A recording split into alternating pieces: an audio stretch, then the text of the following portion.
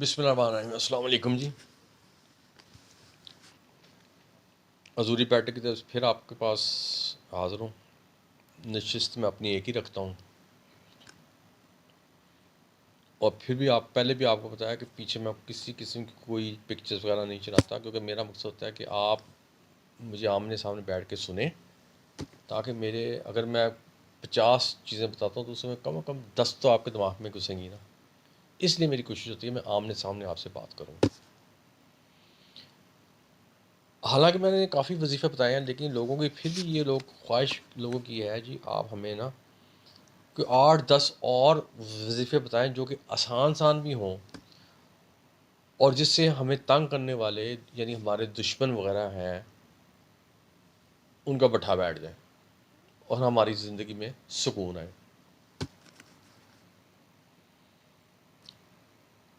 تو میں نے بار انہوں نے ڈیمانڈ کی ہے، تو اب میں کوشش کروں گا کہ آج ایک آج بتانے لگا ہوں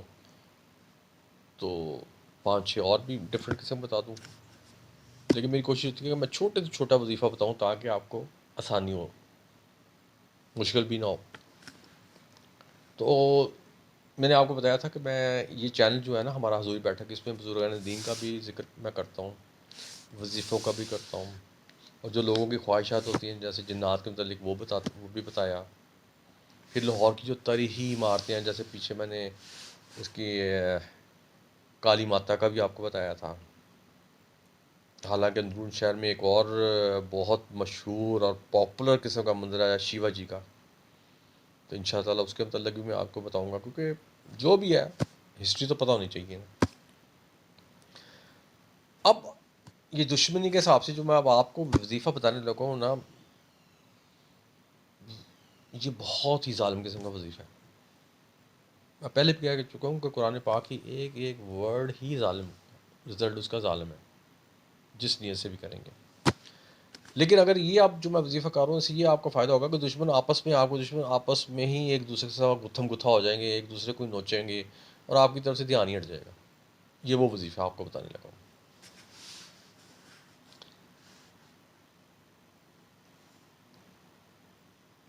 کچھ لوگ ہوتے ہیں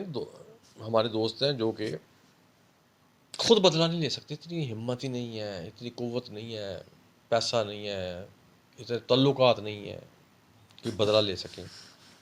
تو یہ اصل میں وظیفہ میں نے ان کے لیے بنایا، اور انشاءاللہ یہ وظیفہ کرنے کے بعد نا میں 100% گارنٹی سے کہوں گا اپنے دشمن کو ہمیشہ کے لیے بھول جائیں، کیونکہ آپ نے تو وظیفہ کر کے فارغ ہو جانا ہے، اور انہوں نے آپس میں لڑتے مرتے رہنا ہے، جتنے بھی دشمن گتھم گتھا آپس میں انہوں نے ایک دوسرے کو مارتے رہنا ہے، اور آپ کی طرف کسی کا دھیان ہی نہیں جانا۔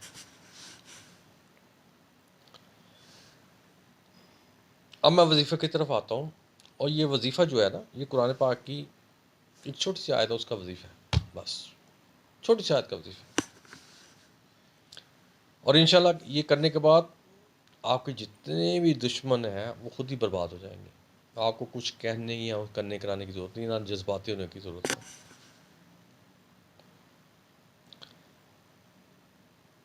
حضرت علی بھی، جیسے حضرت علی فرماتے ہیں نا کہ وہ جس کو کہتے ہیں پہلوان وہ نہیں ہوتا جو اگلے کو چت کر دے، پہلوان وہ ہوتا ہے جو برداشت کرے۔ اس لیے میں کہوں گا کہ آپ پہلوان بنیں، آپ برداشت، یہ وظیفہ آپ نے جتنا برداشت کرنا تھا کر لیا، آپ یہ وظیفہ کریں اور آرام سے بیٹھ کے پھر آپ ان کا تماشا دیکھیں۔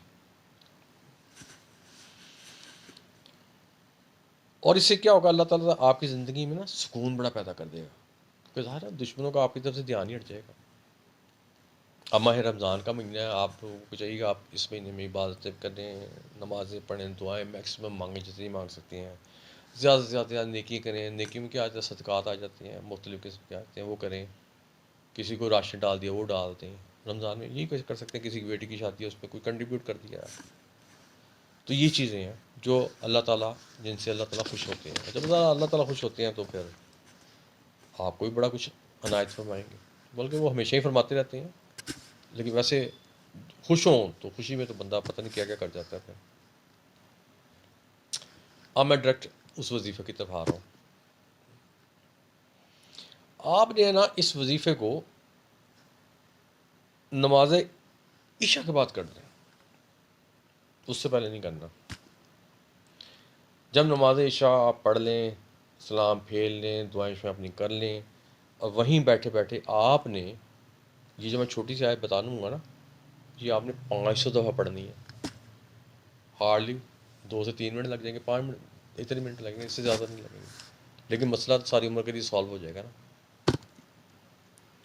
اور وہ آیت اب کون سی ہے؟ وہ آیت ہے سورہ ال عمران، اس کی آیت نمبر ہے 54۔ اس آیت کو آپ نے 500 دفعہ پڑھنا ہے۔ اور ایک چیز یاد رکھنی ہے، بار بار کہہ رہا ہوں، اس سے آگے پیچھے آپ نے نہ درود شریف، درود ابراہیم پڑھنا ہے، کوئی درود نہیں پڑھنا، نہ بسم اللہ الرحمن الرحیم پڑھنی ہے، کیونکہ یہ جلالی وظیفے میں آ جاتا ہے۔ اور یہ 500 دفعہ پڑھنے کے بعد آپ نے اللہ تعالیٰ سے جو بھی آپ کو مسئلے مسائل ہیں وہ سارے ڈسکس کرنے ہیں، ان کو بتانی ہے۔ اور یہ اتنا زبردست قسم کا وظیفہ ہے کہ جب صبح آپ سو کے اٹھیں گے نا، تو دشمنوں کی تباہی کی خبر آپ تک پہنچ چکی ہوگی، یعنی راتوں رات ہی کام ہو جائے گا۔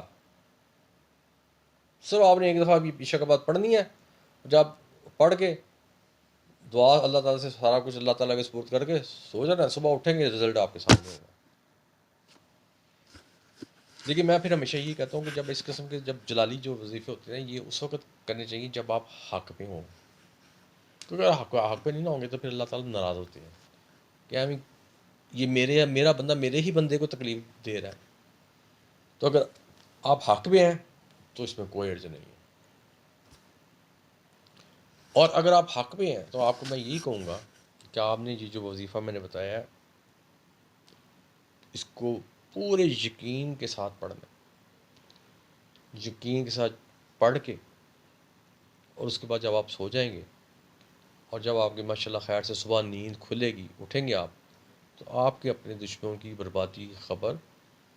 پہنچ چکی ہوگی۔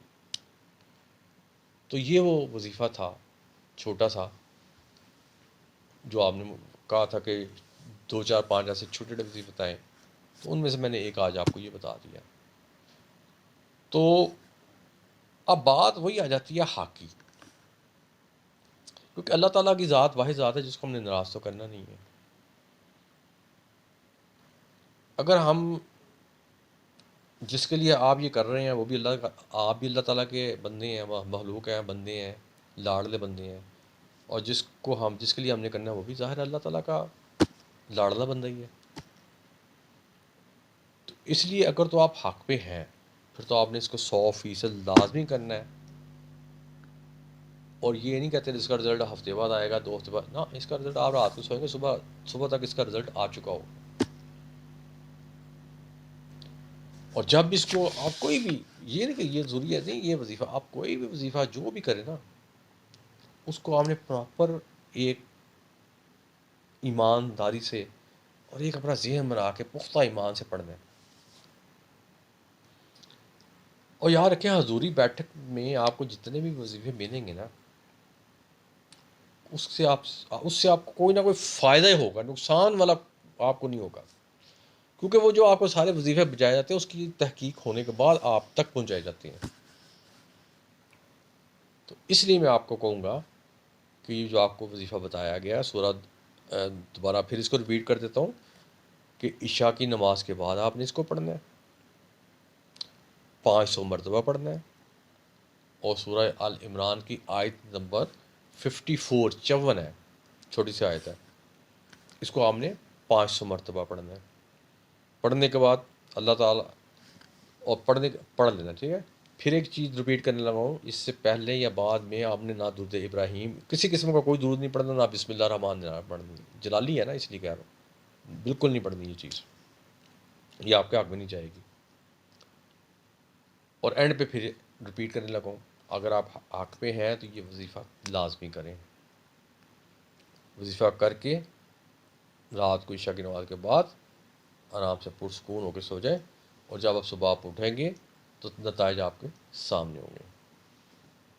تو آج کے لیے یہی ہے، باقی جو آپ نے مجھے کہا تھا 4 5 اور، تو وہ بھی میں کوئی دیکھ کے تحقیق کرنے کے بعد